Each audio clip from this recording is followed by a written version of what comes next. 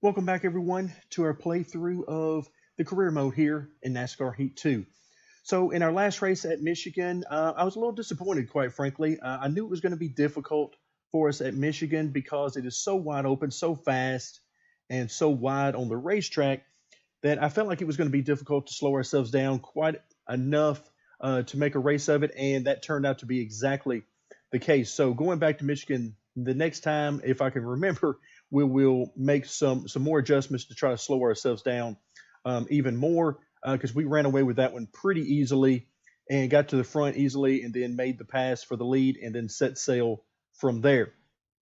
Also, at the very end of the video, I think I've actually may have cut the recording a little bit before this showed up, but we got momentum. You can see at the top of the screen, the flashing M in neon green is the momentum. So we have additional speed right now, and I assume that is just with us and not with necessarily the Xfinity team. So I would assume that we're going to be carrying that with us into what is now a hot seat offer at Michigan in the Cup car, and you can see that is with Front Row Motorsports, and they are considered to be a four-star team. So now we've done a few different hot seat offers with three-star teams. Now we're moving into the four-star teams, with this being the first one that I can remember with Front Row Motorsports as a four-star team. So we're headed back to Michigan, and I'm gonna make a few changes to the setup and just sort of see how we do. So this should be interesting. All right, before we hit the track for the race, let's take a quick look at the setup I'm going to be using.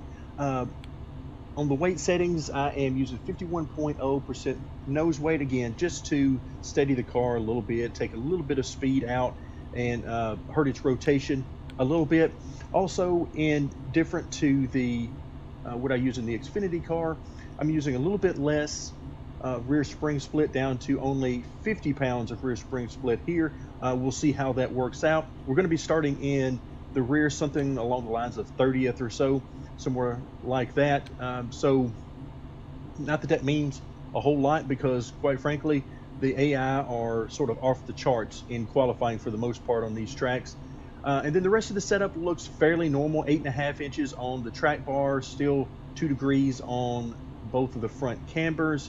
The only thing I have changed since I qualified is the gear settings, the rear end ratio, because I actually did lift a little bit going into turn one. The car is fairly tight with these settings, so I breathed the throttle a little bit on entry to turn one just to settle the car a little bit, let it rotate.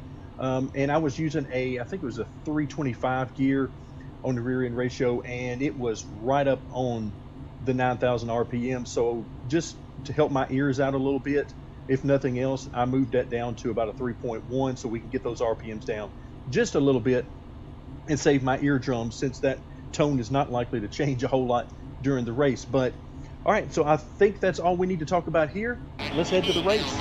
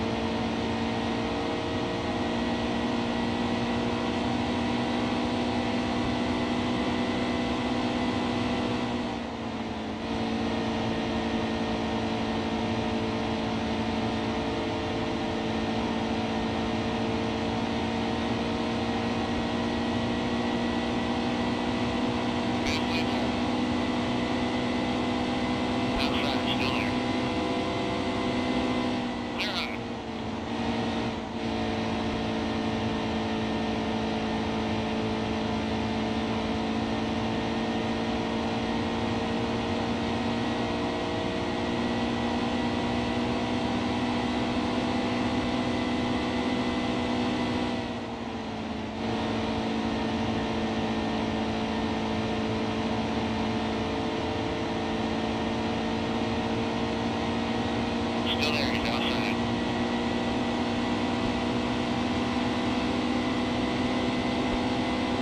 Stay low, stay low. There's still a car out there.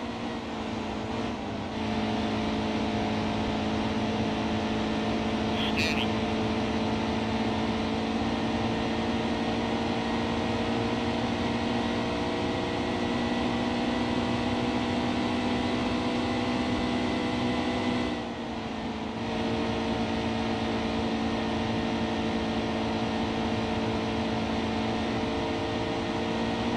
Inside, inside.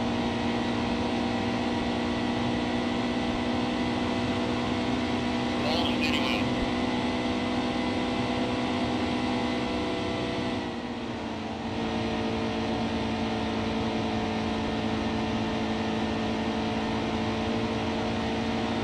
Still a car out there. Still a car out there.